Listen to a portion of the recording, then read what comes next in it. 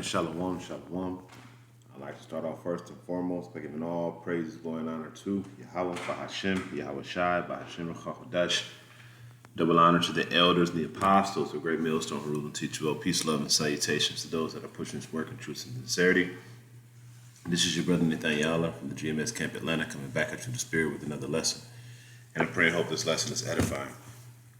Now, this lesson is based off of this video from the African Diaspora, right, which is a pretty decent channel. They go over a lot of stuff that's happening in the world, and like this one account that we're about to go over. What Jake seems to not understand, they don't want to believe that our people are under curses. Okay, we are under curses. And as I posted in the comment section of this video, I said, if we go somewhere we have never been before, right, and we are not received and we're instantly hated, and we've never done anything against these people, we've never done anything wrong to these people, and we're instantly hated, and it's happening everywhere on the earth, everywhere you go, how can you explain that?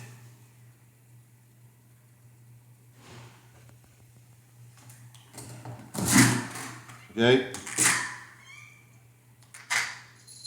How can you explain it? How can you explain why are we hated everywhere? Okay? Because what Jake does not want to come to terms with and say, you are under a curse from the Heavenly Father, period. And the curse has not been lifted. Okay? We're still under the curse. Okay?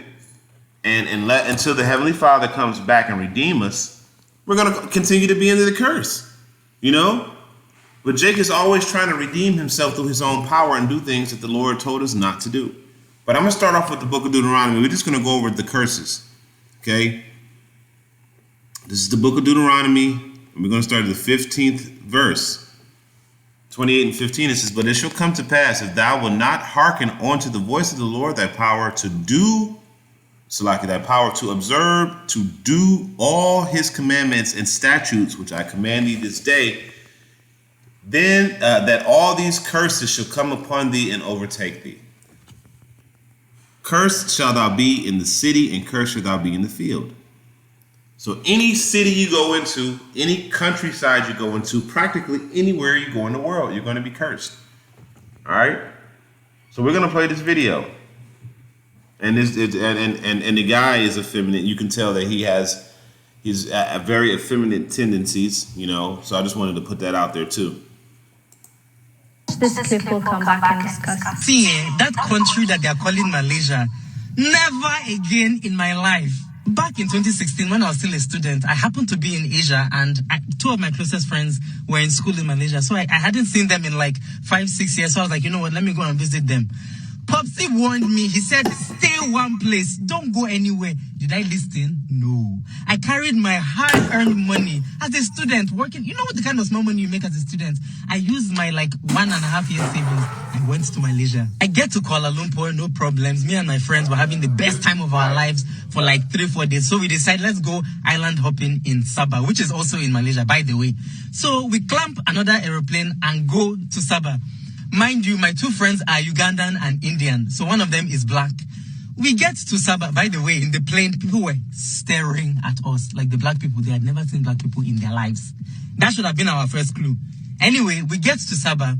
We go through immigration, which I don't understand why, because it's a domestic flight, but we go through immigration. My Ugandan friend and I hand over our passports to the immigration officers. Then they take the both of us, only the two of us, only two black people in the line. They take us into a separate room. So we are there alone. And then after a while, they come back in. They hand my friend's passport back to her. But they are like, for me, I am not allowed to enter Sabah. And I'm like, I'm sorry, I don't understand why. He said, and I quote, "We do not allow your kind here." I was like, okay, I don't want any problems. I'll go back to Kuala Lumpur. No big deal. They now asked me to come and pay for my own deportation. I was like, you guys, you are not serious. I'm a student. We bought these tickets like 8 months ago. They were dirt cheap.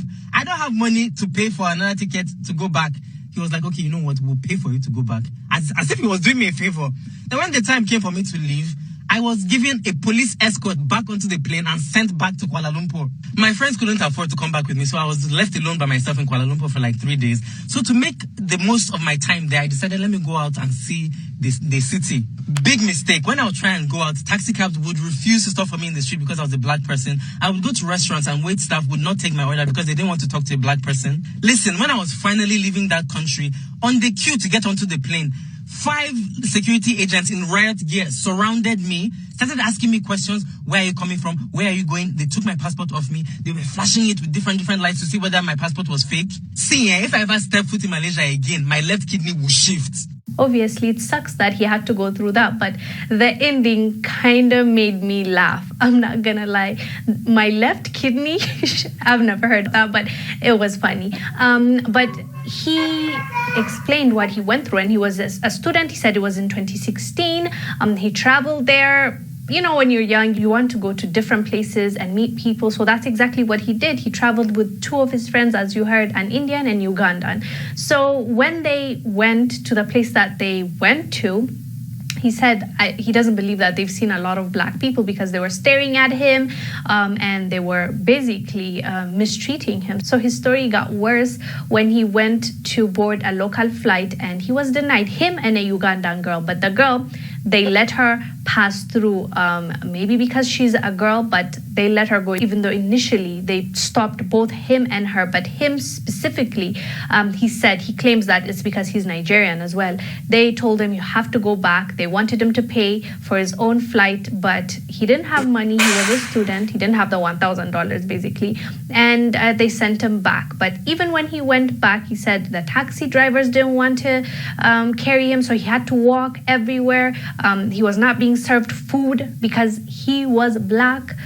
It's just so incredibly ridiculous to hear the state of the world and how they mistreat our people wherever we go. It's just so. All right, so that right there is the word that I wanted you to hear. She said they mistreat our people wherever we go. You see? Now, what the hell did our people do to these people for them to be mistreated? Like he said that when he went to Malaysia, these people had never seen a black person before. That's what that was the look that he was getting. Like, they never seen us, and we don't allow your kind here. Well, what did our people ever do to yours? You see, for you to have this type of interaction with us, and then when it happens everywhere you go across the world, these people have never had any interaction with us, but yet they hate our people. How can you explain that unless it be a curse? So let's go over these curses. All right. We're not going to go over all of them, but we're going to go over a big portion of them. It says, curse shall the basket, curse shall be their basket. In that story, you ain't going to have no money. No matter how much you try to get out there and get the bag, the end result is you're not going to be able to have any money. Okay. It says, verse 19, it says, cursed shalt thou be when thou comest in, and cursed shalt thou be when thou goest out. The Lord shall send upon thee cursing, vexations, rebuke, and all thou settest thy hand to do, or for to do, until thou be destroyed, and until thou perish quickly, because of thy wickedness of thy doing thereby, where you have forsaken me. Okay? It says, continue on. It says, verse 25, the Lord shall cause thee to be smitten before thine enemies. Thou shalt go out one way against them. Thou shalt go out one way against them and flee 7 ways before them, and shalt be removed into all kingdoms of the earth. Okay? Let's continue on. It says, thou shalt betroth a wife, and another man shall lie with her. Thou shalt build an house, and another man, and thou shalt not dwell therein. Thou shalt plant a vineyard, and thou shalt not gather the grapes thereof. All the women in America are whores. And therefore, a lot of women, so-called black women in the world, are adopting these American practices, okay? Right? During the time of slavery, all of the houses were built for these so-called white people, and yet none of us had an opportunity to live in them, okay? And it's still happening to this very day. Jake is contributing to building homes for the benefit of these people, but we're not able to live in them. We can't even afford most of them, all right? I'm gonna continue on. It says, "Thy sons and thy daughters shall be given to," verse 32. "Thy sons and thy daughters shall be given unto another people, and thou shalt look." Turn that off. Turn it off. Okay, be quiet until I'm done. It says, "Thy sons and thy daughters shall be given unto another people, and thine eyes shall look and fail without longing for them all the day long, and there should be no might in thy hands." This is when our people were getting sold on auction blocks, and we had no ability to stop our sons and our daughters from being separated from them. Okay, verse 33. They did a video about this. "The fruit of thy land and all thy labors shall a nation which thou knowest not eat up, and thou shalt only be oppressed and crushed away." Okay? So we get no credit for none of the stuff that we've done. Everything we do is taken from us, stolen from us. Even in Africa right now, you know, the land of Ham, you got Jakes over there, but there's a lot of Hamites that are over there, right? And but look what's happening over there. All of the resources, all the areas where Jake is, all of their resources are being taken from them. Okay. It says, "Thou," verse 41, "thou shalt beget sons and daughters, but thou shalt not enjoy them, for they shall go into captivity." That's happening right now in America. You know, you may say not, but no. When your mom signs your birth certificate, she signs your child over to the state, and then your children has to go through their system, through their school systems, and through their indoctrination programs. And if you don't capitulate, guess what? They take your children away from you. So this is another form of captivity. It's just not with the yoke of iron around our neck. Okay? It says, verse 43, "The stranger that was within thee shall get above thee very high, and thou shalt come down very low." Right? So that's what's happening. You know, you have all of these other nations around us that are sapping the substance from Jake, and we're not getting any benefit from our own labor. It says, verse 45, "Moreover, these curses shall come upon thee and overtake thee and pursue. These curses shall come upon thee and pursue thee and overtake thee till thou be destroyed, because thou hearken not unto the voice of the Lord thy power to keep his commandments and his statutes which I command thee." Okay. Verse 46, "And thou shalt and they shall be upon thee for a sign and a wonder, and upon thy seed forever." You wonder why you go places and they look upon you like, wow, who are these people? Because you are a wonder. Okay? Verse 48, it says, "Thou shalt serve thine enemies, which the Lord shall send against thee in hunger and in thirst and in nakedness and want of all things. And he shall put a yoke of iron around thy neck until he hath destroyed thee." So we got to go to these people to get our loans. We have to go to, if I tell you again, you're going back up into your room. Put the remote down. Okay, so you go to all the, if you look at how we have to go to Esau and these other nations for everything. You know, everything we need, our housing, our food, our water. We control nothing. Okay, we already own nothing. All right. It says, "A nation of fierce countenance, which shall not regard the person of old, nor show favor to the young." Okay, and that's what happens. They don't have any regard for the young or for the old. Okay, Matthew, go back. Y'all go back upstairs. Go back upstairs until I'm done. Salakia.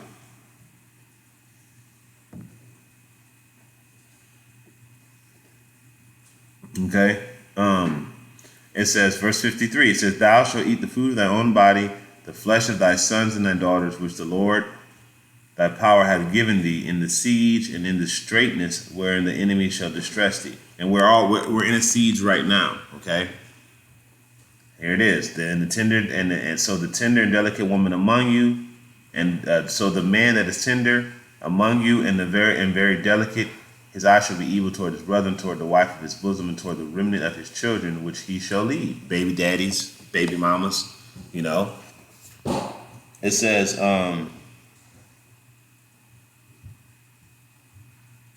verse 56, "And the tender and delicate woman among you, which would not adventure to set the sole of her foot upon the ground for tender and delicateness. Her eyes shall be evil toward the husband of her bosom, and toward the son, and toward her son, and toward her daughter, and toward the young one that come out from beneath her feet, and toward her children which she shall bear, for she shall eat them for the want of all things, secretly in the siege and straitness wherein the enemy shall distress thee. Does this sound familiar? Doesn't this sound like the so-called black woman in America, how she hate her children and how she hate her man and how her man hate the woman and all that? Doesn't this sound familiar?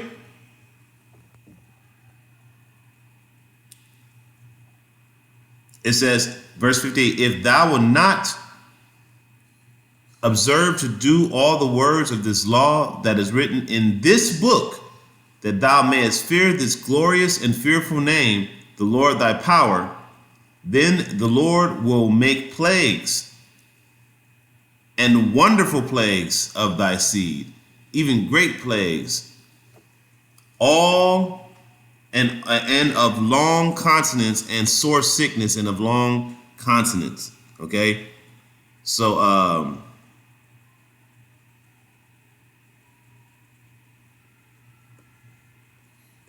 going to get it where it says, thou shalt become a proverb and a byword. I missed that one. I was up a little bit.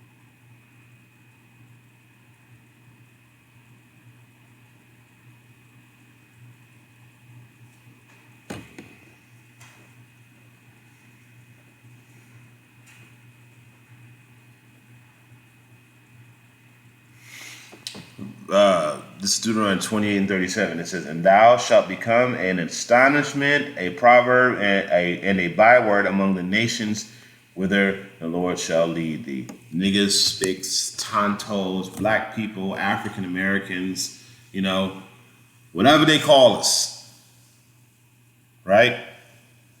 Everywhere we go. But unfortunately, y'all don't want to believe that we're under a curse from Yahweh Shem Yahweh Shai, and that we cannot be redeemed from this curse lest the Lord redeem us. All right. So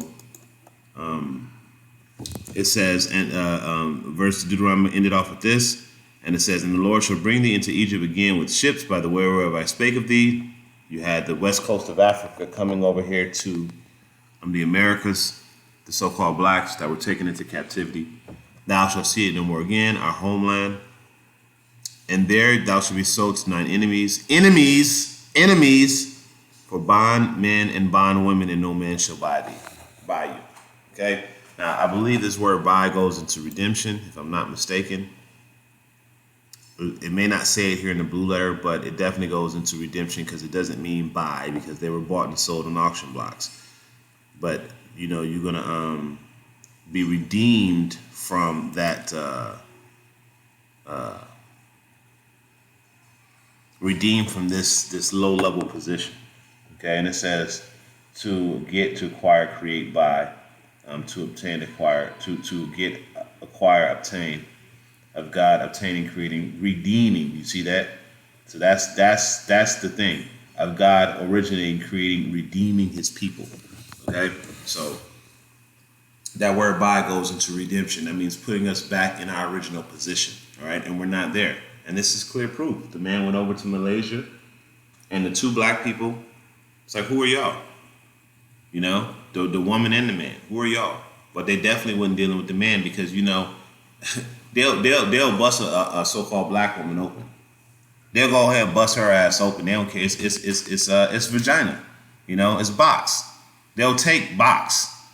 But the thing that they don't want is rod, because you can perpetuate your seed in their women, and that's not something that they want, okay? So, you can sit there and say that we're mistreated all you want, but you're not telling the reason why. And the reason why is because we're under the curses for our disobedience. And at least the Lord remove these curses, this is how it's going to be until he does. So with that, I'm going to end it off by giving all praise, glory, and honor to Yahweh Ba'Shem, Yahweh Shai, Ba'Shem Makal Double honors to the elders and the apostles of Millstone who will teach well. Until next time, Shalom.